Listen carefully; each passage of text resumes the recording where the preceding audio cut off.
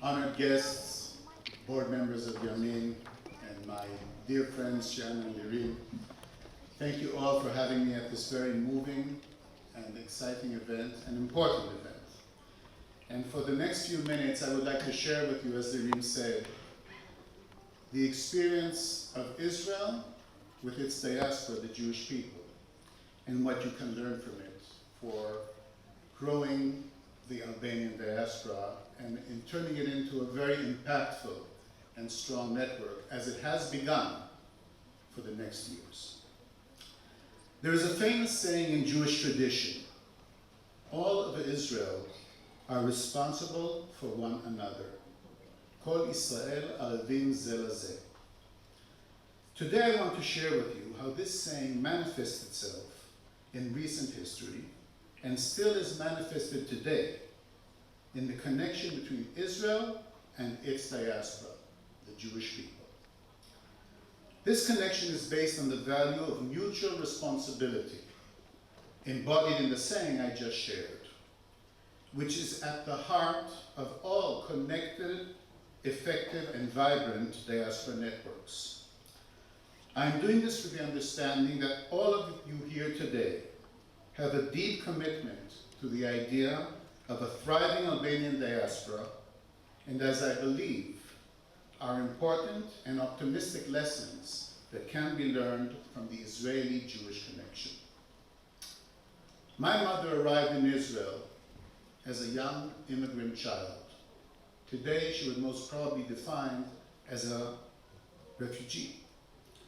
She and her parents fled from Chernovitz, then in Romania, today in Ukraine, not too far from here, during World War II, and made their way slowly towards the pre-state Israel. In 1948, after a year in a transitional camp run by the British, they made it to the newly established state. Conditions were harsh. Israel had a Jewish population of 600,000. It was in the midst of a war.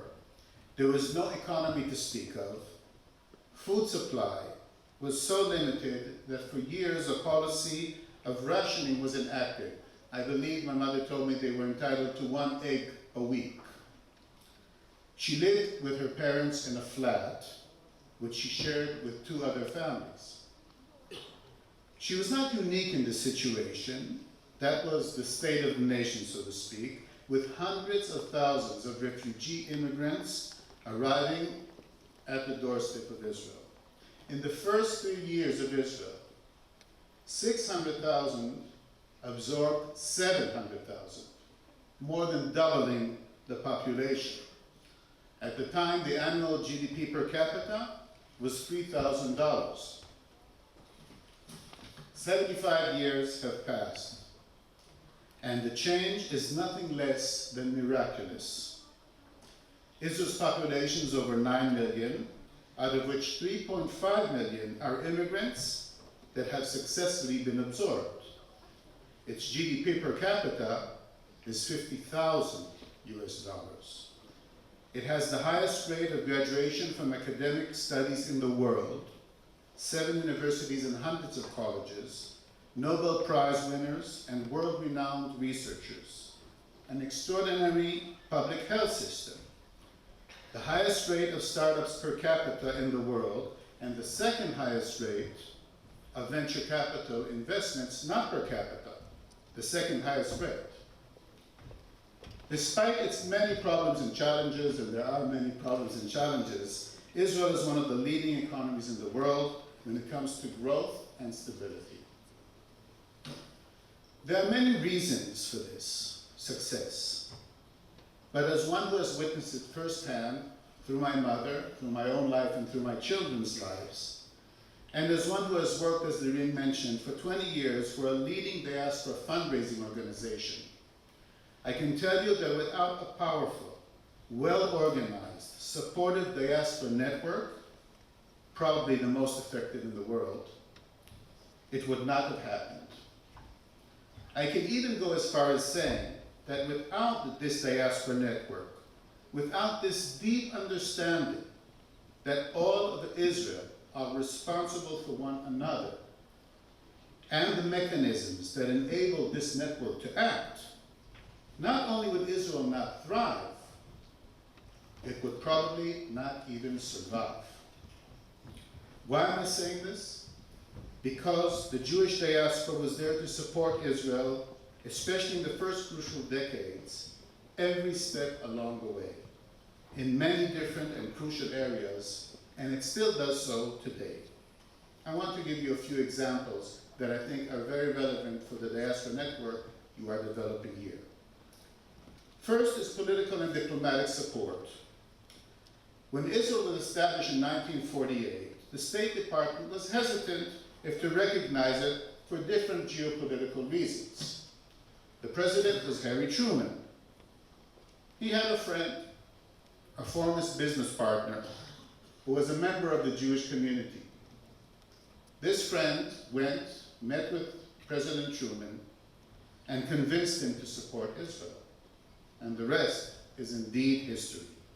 Today there are many official, public, non-political diaspora organizations in the United States and in other countries that provide diplomatic support, lobbying, and assistance to the State of Israel. Most famously is AIPAC, which you may have heard of. Another field which was mentioned here today with many excellent examples that is happening today here is investment in development. And I'm not referring to remittances, which are not relevant in this case. In the early years of Israel, it was not an attractive destination for foreign investment or to lend money to. The first Prime Minister, Ben-Gurion, established the Israel State Bonds Organization. It approached the diaspora members with an appeal which combined, I would say, a shaky economic incentive, the return of the capital and investment, and interest, as in all bonds, but with a much stronger appeal to this sense of connection, responsibility, and diaspora identity. This is a unique combination of philanthropy and business.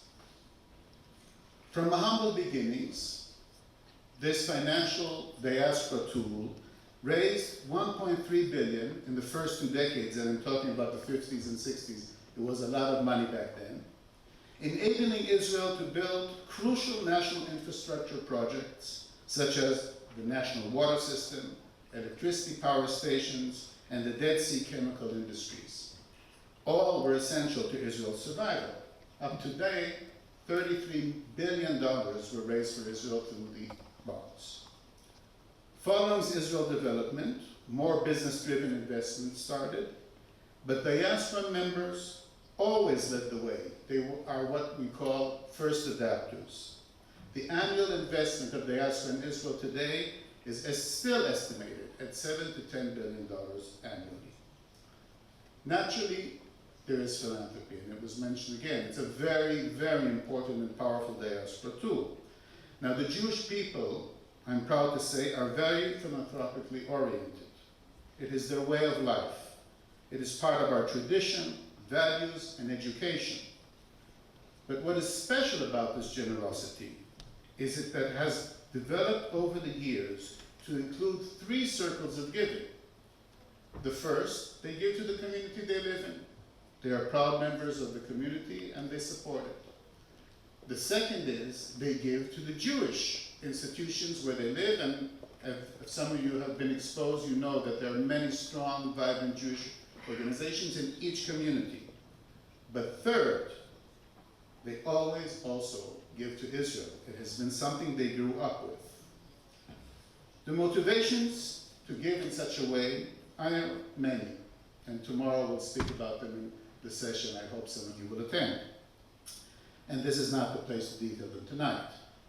But the fact that such a triad of charity has been established over the generations has made a huge impact in Israel. Social development, education, research and universities, healthcare and hospitals, culture, minorities empowerment, and assistance to disadvantaged populations, thousands and thousands of projects that have changed the face of Israel and improved its quality of life have been funded by diaspora philanthropy and made an impact that is unmeasurable. This sense of mutual responsibility is especially moving in times of crisis and emergencies, as I understand was also here when the earthquake shook, and many diaspora members were rallied to support. I will not go into all the moving stories that I personally experienced in times of crisis, but I can say that in the early 90s, when Israel had to yet again absorb hundreds of thousands of immigrants, 1 million from the former Soviet Union, the Jewish diaspora mobilized and provided funds, not only to welcome them to Israel, but to successfully absorb them to their benefit and the benefit of the country. There is tourism. It is another element of diaspora connection and contribution to the homeland. It combines an economic element, but also one of identity, education, connection, and belonging. It has been instilled in all members of the Jewish diaspora around the world that they must visit Israel at least once during their lifetime. And this is a big part of the Israeli tourism industry. The epitome of this idea is, of course, manifested in Israel Birthright Program, Taglit. From 1999 to date, 750,000 young members of the Jewish diaspora visited Israel on an educational, fun, free of charge 10-day trip. Based on a partnership between philanthropists and Israeli government, this unique program has created a paradigm shift in the relationship between young members of the diaspora, their heritage, identity, and their ancestral homeland. It is hard to overestimate the impact on the connection these young people have to their heritage after that experience. I've met several of them. Many of them had no link whatsoever to their Jewish identity, and once they finished Birthright, they told me it was the best experience of their lives. It also, of course, has economic and financial ramifications, and it's estimated at $600 million a year as an income from tourism. It is no wonder that Germin and the Global Albanians Foundation has taken upon themselves to develop the original program for young Albanians based on this successful model, to bring hundreds and hopefully then thousands of young members of your diaspora to their ancestral homelands. And I understand there are few. If it won't be done now, it will probably be too late in just a few years. I therefore wish them much success in this historic endeavor. And last but not least, there is one more important aspect of diaspora, homeland relations, that has a great, if somewhat intangible benefit, and that is a global network. The importance of networks today are clear to businesses, economic entities, educational and philanthropic organizations, and now to countries and governments as well. The beauty of diaspora is that it is a ready-made global international network. Through its diaspora development programs and institutions, Israel and the diaspora have created a network of immense impact.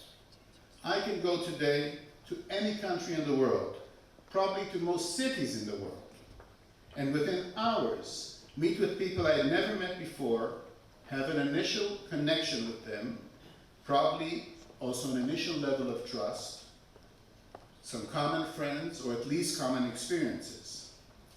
In business, social, and of course in case of need, this is priceless. Up to now, I described how Israel, the homeland, benefited from the diaspora network connection. But I must stress very emphatically, this is not a one-way street. Israel clearly benefited, as I described, from diaspora support, especially in the early years, but so did the diaspora, and this is an important lesson for everyone here, in many significant ways. Without a strong, vibrant, and meaningful connection to the homeland, the diaspora would not have thrived and developed. It gave them a sense of purpose, educational value, pride, belonging, historic context, a spiritual center, that connected younger generations to their heritage and roots. It has not always been easy. There were conflicts of interest, different priorities, and yes, we are losing connection to the younger generation also in the Jewish world. But without this connection, it is clear to all that the diaspora community and its institutions would not have been as strong as they are today. It's a circle of reinforcement. The diaspora supports Israel, Israel becomes a source of pride, and then the diaspora becomes strong. So now that I have explained what has happened and the benefits it generated to all stakeholders, I would like to spend the end of my address to talk about the how. How did all this happen, and what is required to ignite the power of the Diaspora Network?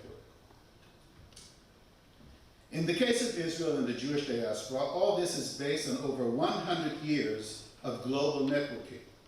Some might claim 2,000 years of global networking. And an intricate infrastructure that was created over years with no central guidance.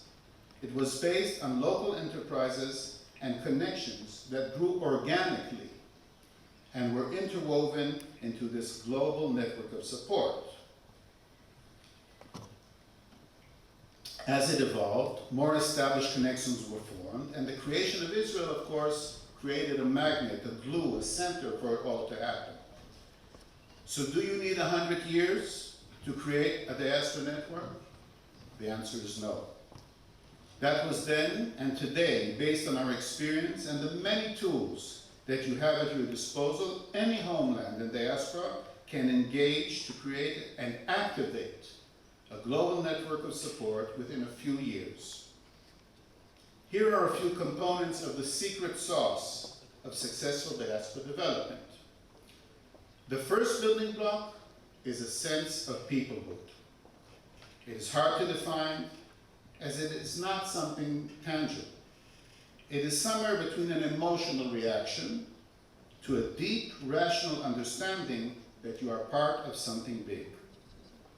The words I can associate with this are community, a common cause and values, pride, a sense of belonging and ownership, mutual responsibility, care, a common heritage, identity, language, values, family, traditions, songs, festivals, religious ceremonies, food, and as was mentioned here before by the Madam President, even sports.